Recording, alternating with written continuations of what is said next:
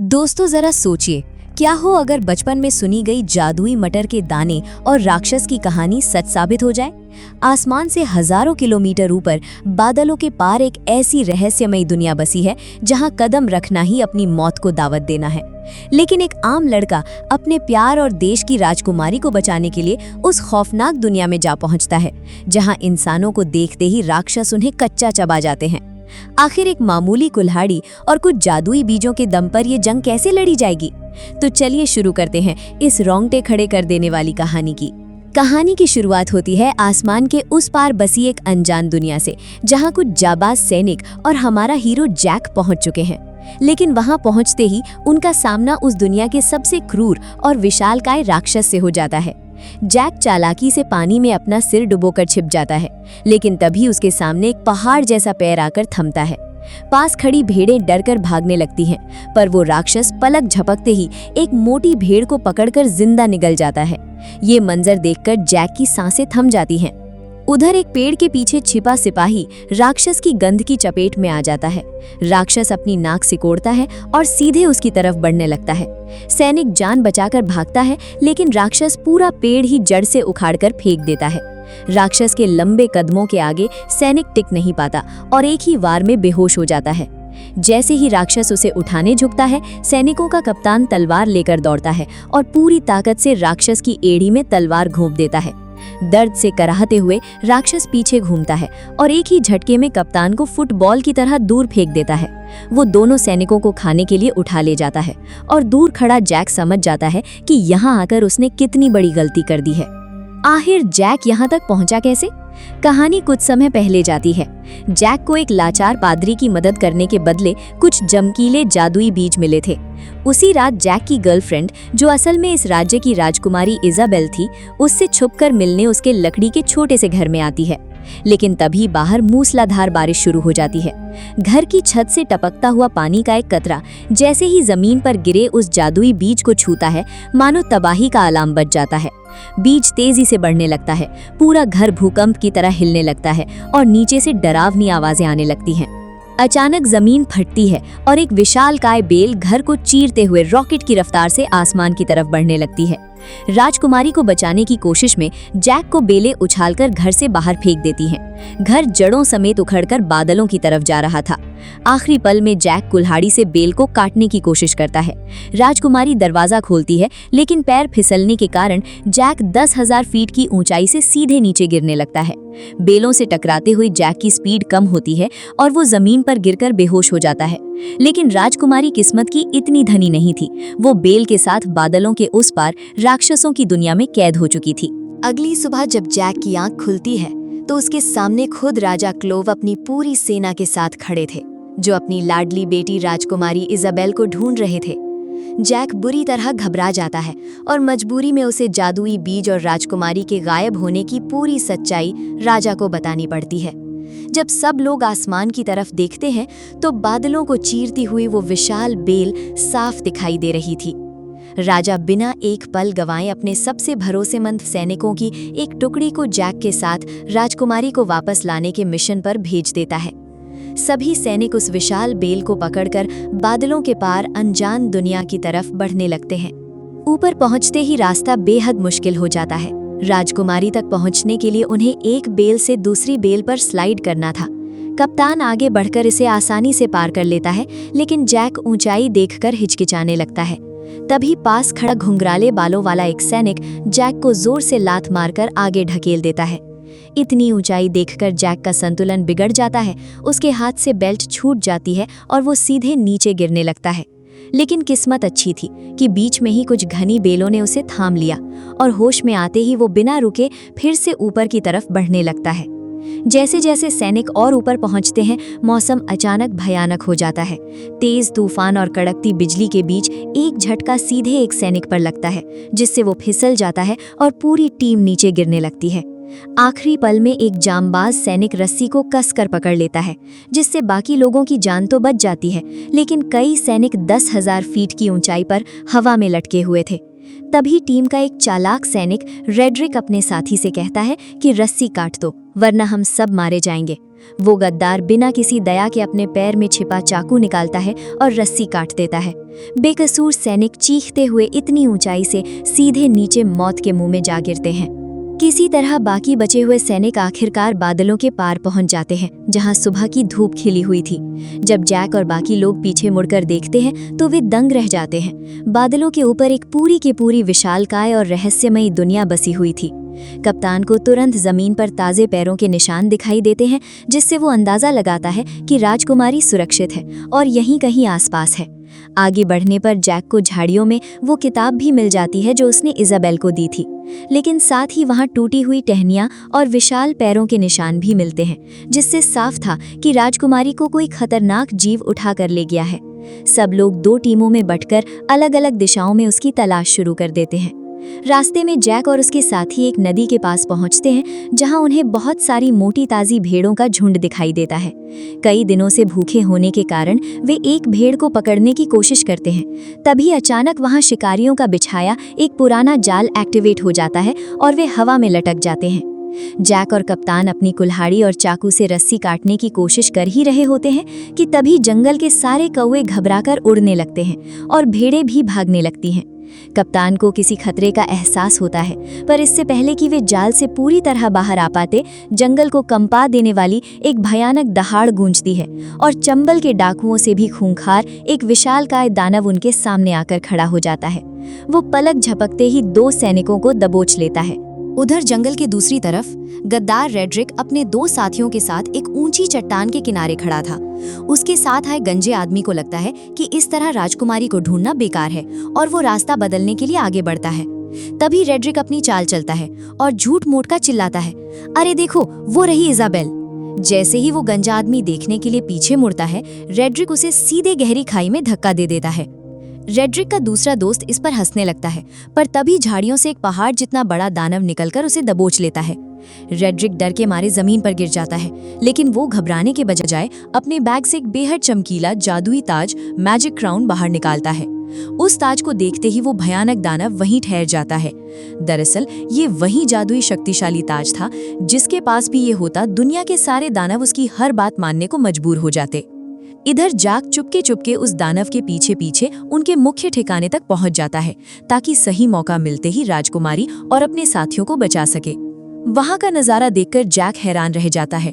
चारों तरफ खूबसूरत झरने और ऊंचे पहाड़ थे, जो दिखने में किसी स्वर्ग जैसे थे, लेकिन थे असल में राक्षसों का गढ़। वहीं पर इस पूरी सेना का लीडर, एक 2 सिर वाला दानव, राजकुमारी इजाबेल को एक लोहे के पिंजरे में कैद करके लाता है। तभी वहां वो दूसरा दानव भी आ जाता है, जिसने कप्तान और उस मोटे सैनिक को जाल से पकड़ा था, और वो उन दोनों को भी लाकर पिंजरे के पास पटक देता है। 2 सिर वाले दानव को शक होता है कि यहाँ और भी इंसान छुपे हैं। वो गुस्से में उस मोटे सैनिक को उठाता है और उसकी गर्दन मरोड़कर उसे जिंदा ही निगल जाता है, और आखिर में उसका लोहे का कवच मुंह से बाहर थूक देता है। जैसे ही वो दानव कप्तान को धमकी देते हुए राजकुमारी को भी खाने की तैयारी करता है, तभी पीछे से एक भारी आवाज गूंजती है। ये आवाज किसी और की नहीं, बल्कि उसी गद्दार रेड्रिक की थी। उसके सिर पर चमकीला जादुई ताज देखकर वहां मौजूद सभी विशाल दानव तुरंत डर के मारे अपने घुटनों के बल बैठ जाते हैं। रेड्रिक का असली और खौफनाक प्लान अब सबके सामने आ चुका था। वो सीधे उस 2 सिर वाले दानव के पास जाता है और उसे भी घुटनों पर आने का हुक्म देता है। जादुई ताज की ताकत के आगे मजबूर होकर वो 2 सिर वाला दानव भी झुक जाता है। रेड्रिक उसके चेहरे पर अपना पैर रखता है और चलते हुए सीधे उनके शाही सिंहासन पर जा बैठता है। राजा बनते ही वो ऐलान करता है कि अब हम इंसानों की दुनिया पर हमला करेंगे और पूरी धरती को जीत लेंगे। ये सुनकर दानवों की सेना खुशी से चीखने लगती है। महल के अंदर एक दानव कप्तान को पकाने के लिए उठाता है और सीधे एक चिपचिपे आटे के ढेर पर फेंक देता है। कप्तान जितना छटपटाता उतना ही उस आटे में फंसता जाता। दानव उसके ऊपर और आटा पटकता है और उसे सुअरों के साथ एक लाइन में रोल करके रख देता है। जैसे ही दानव सब्जियां और मसाले लेने के लिए बाहर जाता है, झाड़ियों में छिपा जैक चुपके से वहां अंदर घुस आता है। जैक को जिंदा देखकर राजकुमारी की आंखों में खुशी के आंसू आ जाते हैं, पर जैक उसे चुप रहने का इशारा करता है। जैक पिंजरे का ताला तोड़ने की कोशिश करता है, पर वो नहीं टूटता। तब राजकुमारी कहती है कि पहले कप्तान को बचाओ। जैक तुरंत आगे बढ़कर अपने चाकू से कप्तान को उस चिपचिपे आटे से अलग करने लगता है। जैक जल्दी से अपना चाकू कप्तान के हाथों में थमा देता है और खुद छुप जाता है। तभी दानव वहां मसाला और कुछ नुकीली लकड़ियां लेकर लौट आता है। वो बिना देखे एक नुकीली लकड़ी पास पड़ी सुअर में घोंप देता है, जिससे चिल्लाती हुई सुअर तुरंत शांत हो जाती है। अब अगला नंबर कप्तान का था, पर दानव का वार थोड़ा सा चूक जाता है और डर के मारे कप्तान वहीं बेहोश हो जाता है। इसके बाद दानव एक बहुत तेज धार वाला चाकू उठाता है और सीधे राजकुमारी के पिंजरे से उसे बाहर निकाल लेता है। वो राजकुमारी को टेबल पर लेटाकर काटने ही वाला था कि तभी पीछे से जैक हवा में उछलता है और पास रखा एक भारी चाकू सीधे उस दानव की रीढ़ की हड्डी में पूरी ताकत से घोंप देता है। दर्द से बिलबिलाता हुआ वो पहाड़ जैसा दानव दीवारों से टकराता है और सीधा जमीन पर गिरकर दम तोड़ देता है। दानव को ढेर करने के बाद जैक, राजकुमारी और कप्तान तुरंत वहां से भागकर उस जादुई बेल के पास पहुंचते हैं। लेकिन मुसीबत कम नहीं थी, क्योंकि वहां पहले से ही रेड्रिक का भेजा हुआ एक खूंखार दानव पहरा दे रहा था। तभी जैक के दिमाग में एक कमाल का खुराफाती आइडिया आता है। वो पास के पेड़ से एक एक्टिव मधुमक्खियों का छत्ता तोड़ता है और दबे पांव सोते हुए दानव के पास पहुंच जाता है। कप्तान धीरे से दानव का लोहे का हेलमेट उठाता है और जैक पूरा छत्ता उसके अंदर पटक देता है। कप्तान तुरंत हेलमेट लॉक कर देता है और दोनों भागकर चट्टान के पीछे छुप जाते हैं। कुछ ही पलों में दानव मधुमक्खियों के डंक से तड़पकर उठ खड़ा होता है। वो जितना खुद को झटकता, मक्खियां उसे उतना ही काटती। घबराकर वो अंधाधुंध भागता है, पैर फिसलने के कारण चट्टान से लुढ़कता है और सीधे 10,000 फीट की ऊंचाई से नीचे जा गिरता है। ऊपर से गिरता हुआ वो दानव सीधे नीचे राजा के टेंट के पास आकर दम तोड़ देता है। इस भयानक राक्षस को देखकर राजा और गांव के लोग बुरी तरह घबरा जाते हैं। राजा ना चाहते हुए भी अपनी प्रजा की भलाई और इन राक्षसों को धरती पर आने से रोकने के लिए एक बेहद कठोर फैसला लेता है। वो अपनी बेटी का लौटने का इंतजार किए बिना जनरल को आदेश देता है, इस जादुई बेल को अभी के अभी काट डालो। सैनिक तुरंत बेल में बड़ी बड़ी लोहे की कीलें और हुक ठोकते हैं और घोड़ों व बैलों की मदद से उसे उखाड़ना शुरू कर देते हैं। बेल जड़ से हिलने लगती है और टूटने लगती है, जिससे ऊपर चढ़ रहे सैनिक हवा में लटक जाते हैं और चारों तरफ अफरा तफरी मच जाती है। उधर जैक और राजकुमारी उसी बेल के सहारे नीचे उतर रहे थे, लेकिन तभी उन्हें महसूस होता है कि नीचे से बेल बेकाबू होकर कट रही है। किसी भी पल वे इतनी ऊंचाई से गिरकर मर सकते थे। कप्तान ऊपर ही रुक जाता है, क्योंकि उसे रेड्रिक से वो जादुई ताज छीनना था। इसलिए वो जैक को अपना चाकू थमाकर उन्हें नीचे भेज देता है। जैक सही मौका देखकर राजकुमारी को कसकर पकड़ता है और एक दूसरी लटकती हुई डाल को थाम लेता है। दोनों हवा में झूलते हुए तेजी से नीचे की ओर फिसलते हैं। आखिरकार जब वे नीचे गिरते हैं तो एक बड़े से घास के ढेर यानी हे स्टैक की वजह से उनकी रफ्तार कम हो जाती है और दोनों सही सलामत धरती पर पहुंच जाते हैं। उधर बादलों के पार रेड्रिक अपनी दानव सेना को इंसानों पर हमले के लिए तैयार ही कर रहा था कि कप्तान उस पर हमला बोल देता है। रेड्रिक के हाथ से जादुई बीज छूटकर चट्टानों पर गिर जाते हैं और वो खुद एक गहरे गड्ढे में जा गिरता है। दोनों के बीच मौत की लड़ाई शुरू होती है। रेड्रिक अपनी लंबी तलवार से कप्तान को पानी में डुबो देता है, लेकिन तभी कप्तान बहकर आते हुए उसी चाकू को अपने दांतों से पकड़ता है और रेड्रिक के चेहरे पर वार कर देता है। रेड्रिक गुस्से में कप्तान को चट्टान के किनारे धकेल देता है और उसके हाथों पर तलवार चुभाने लगता है, लेकिन कप्तान हिम्मत नहीं हारता। वो रेड्रिक के पैर पर वार करता है और मौका पाकर तलवार सीधे रेड्रिक के पेट के पार कर देता है। रेड्रिक वहीं ढेर हो जाता है, लेकिन इससे पहले कि कप्तान वो जादुई ताज उठा पाता, ऊपर से 2 सिर वाला दानव आता है और उस ताज को अपनी उंगली में पहनकर दानवों का नया और खूंखार राजा बन जाता है। कप्तान अपनी जान बचाने के लिए आखिरी टूटती हुई बेल से नीचे की तरफ छलांग लगा देता है और सीधे पानी में कूद जाता है। 2 सिर वाला दानव देखता है कि इंसानों की दुनिया तक जाने का रास्ता टूट चुका है, तो वो गुस्से से चिल्ला उठता है। तभी उसके छोटे सिर की नजर जमीन पर गिरे रेड्रिक के उस थैले पर पड़ती है जिसके अंदर जादुई बीज भरे हुए थे। दानव थैला उठाता है तो उसमें 4 जादुई बीज मिलते हैं। वो खुशी से झूम उठता है और एक जोरदार फूंक मारकर उन चारों बीजों को पानी में फेंक देता है। पानी से टकराते ही जमीन को चीरती हुई 4 नई विशालकाय बेलें बाहर निकलती हैं और सीधे धरती की तरफ बढ़ने लगती हैं। 2 सिर वाले दानव के हुक्म पर सारे राक्षस उन बेलों पर चढ़कर इंसानों को तबाह करने निकल पड़ते हैं। उधर नीचे जैक जब अपने घोड़े को पानी पिला रहा था, तब उसकी नजर आसमान से आ रही आफत पर पड़ती है। आसमान से नीचे उतरते दानवों को देखकर जैक के होश उड़ जाते हैं। वो बिना एक पल गंवाए अपने घोड़े पर सवार होता है और राजा क्लोव की सेना को चेतावनी देने के लिए तूफान की रफ्तार से भागता है। राजा की सेना आराम से अपने किले की तरफ बढ़ रही थी। जैक दूर से ही चिल्लाने लगता है, राक्षस आ रहे हैं, पीछे हटो। लेकिन जब तक राजा को कुछ समझ आता तब तक बहुत देर हो चुकी थी। पीछे के घने जंगलों को चीरते हुए दर्जनों आदमखोर दानव तबाही मचाते हुए बाहर निकल आते हैं। रास्ते में जो कुछ भी आ रहा था वे सब कुछ तहस नहस कर रहे थे। इंसानों की ताकत उनके सामने बिल्कुल बौनी साबित हो रही थी। दानव सेना बेरहमी से सैनिकों को पकड़कर जिंदा निगलने लगती है और घोड़े पर सवार लोग भी उनकी रफ्तार से बच नहीं पाते। तभी एक गोल चेहरे वाला दानव पास लगी पवन चक्की यानी विंड मिल के विशाल पंखे को जड़ से उखाड़ता है और सीधे राजकुमारी इज़ाबेल के रथ की तरफ फेंक देता है, जिससे सब कुछ चकनाचूर हो जाता है और राजा का शाही ताज भी जमीन पर गिर पड़ता है। उधर किले पर तैनात कप्तान और सैनिक इस आफत को आते देख लेते हैं और तुरंत युद्ध की तैयारी शुरू कर देते हैं। कप्तान के हुक्म पर सैनिक किले के चारों तरफ बनी गहरी खाई में सैकड़ों लीटर तेल डलवा देते हैं। जैसे ही राजा की बची हुई सेना किले के करीब पहुंचती है, कप्तान जलते हुए तीरों की बौछार करने का आदेश देता है। तीर जैसे ही तेल से टकराते हैं, किले के चारों तरफ आग की एक भयानक दीवार खड़ी हो जाती है, जिसके बीच से राजा और राजकुमारी सुरक्षित अंदर पहुंच जाते हैं। खतरे को देखते हुए कप्तान तुरंत किले के भारी दरवाजे बंद करने का हुक्म देता है, लेकिन जैक अभी भी बाहर था और दानव उसके बिल्कुल पीछे पड़े थे। जैसे ही दरवाजा बंद होने वाला होता है, जैक अपनी आखिरी ताकत लगाता है और घोड़े के साथ एक जाबाज छलांग लगाकर आखिरी सेकंड में किले के अंदर घुस आता है। मगर उनके पीछे पीछे दानवों का नया राजा, वो 2 सिर वाला दानव भी दरवाजे पर चढ़ाता है। कप्तान बिना डरे उस पर हमला बोल देता है, जिससे वो सीधे नीचे खाई की जलती हुई लपटों में जा गिरता है।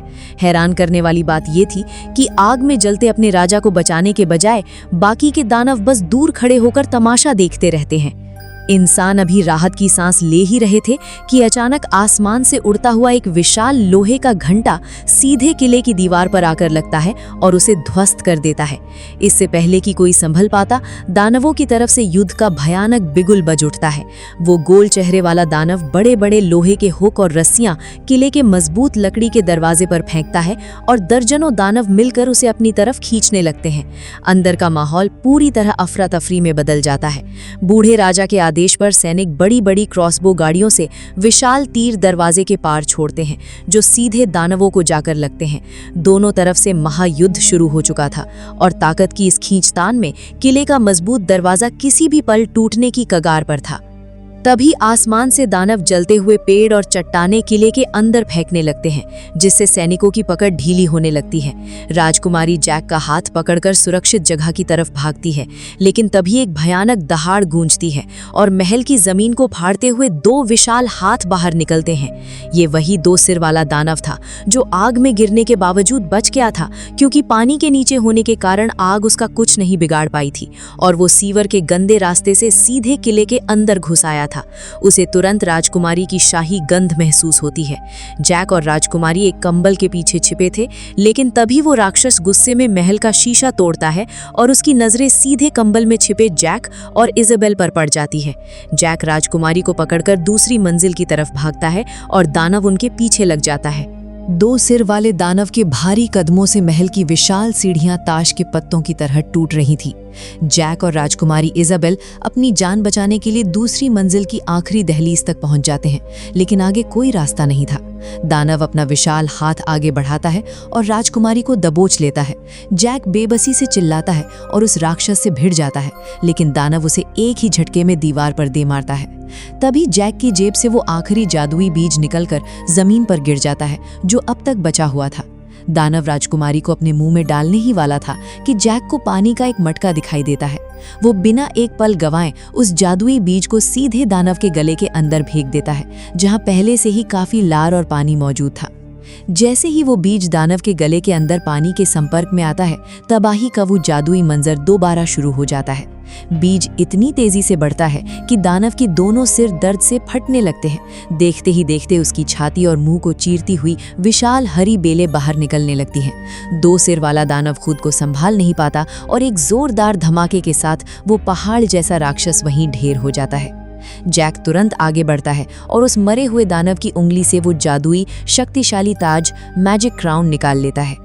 उधर बाहर किले का मुख्य दरवाजा पूरी तरह टूट चुका था और गोल चेहरे वाले दानव के साथ सैकड़ों राक्षस इंसानों को खत्म करने के लिए किले के अंदर घुस चुके थे। राजा क्लोव और कप्तान अपनी आखिरी सांस तक लड़ने के लिए तैयार खड़े थे। सारे दानव जैसे ही राजा और कप्तान पर आखिरी जानलेवा हमला करने वाले होते हैं, तभी महल की सबसे ऊंची चोटी पर हमारा हीरो जैक सामने आता है। उसके सिर पर वो चमकीला जादुई ताज चमक रहा था। ताज को देखते ही हवा में उठे दानवों के हाथ वहीं थम जाते हैं, मानो किसी अदृश्य जादुई दीवार ने उन्हें जकड़ लिया हो। जैक अपनी पूरी ताकत से चिल्लाकर हुक्म देता है, रुक जाओ। जादुई ताज के कड़े कानून के आगे मजबूर होकर वो गोल चेहरे वाला दानव और उसके पीछे खड़े सैकड़ों खूंखार राक्षस तुरंत अपने घुटनों के बल बैठ जाते हैं और इंसानों के सामने अपना सिर झुका देते हैं। पूरे राज्य में सन्नाटा छा जाता है। जैक ने बिना कोई और जान गंवाए अकेले ही इस महायुद्ध को रोक दिया था। राजा क्लोव और पूरी सेना जैक की इस बहादुरी को देखकर गर्व से झूम उठती है। जैक के आदेश पर सभी दानव चुपचाप उन चारों विशाल बेलों के सहारे वापस बादलों के पार अपनी रहस्यमयी दुनिया में लौट जाते हैं। उनके जाने के बाद राजा क्लोव के सैनिक उन जादुई बेलों को जड़ से काट देते हैं ताकि भविष्य में कभी भी ये आफत दोबारा धरती पर ना आ सके। जैक की इस महान बहादुरी और राज्य को बचाने के बदले राजा क्लोव अपनी बेटी राजकुमारी इजाबेल की शादी एक मामूली किसान के बेटे जैक से करा देते हैं और जैक इस राज्य का नया राजकुमार बनता है। फिल्म के आखिरी शॉट में हमें आधुनिक समय का लंदन दिखाया जाता है, जहां उसी जादुई ताज को टावर ऑफ लंदन में आज भी सुरक्षित रखा गया है, जो इस बात का सबूत है कि कहानियों के राक्षस भले ही चले गए हों, पर उनका इतिहास आज भी जिंदा है। तो दोस्तों, कैसी लगी आपको एक मामूली किसान के बेटे जैक और इन पहाड़ जितने ऊंचे दानवों के बीच की ये महाजंग? क्या आपको जैक का वो गले में बीज फेंकने वाला आइडिया मजेदार लगा? मुझे कमेंट बॉक्स में अपनी राय जरूर बताइए। साथ ही वीडियो पसंद आई हो तो इसे लाइक करें, अपने दोस्तों के साथ शेयर करें और ऐसी ही धमाकेदार मूवी एक्सप्लेनेशंस के लिए हमारे चैनल को अभी सब्सक्राइब करें। मिलते हैं अगले वीडियो में। जय हिंद।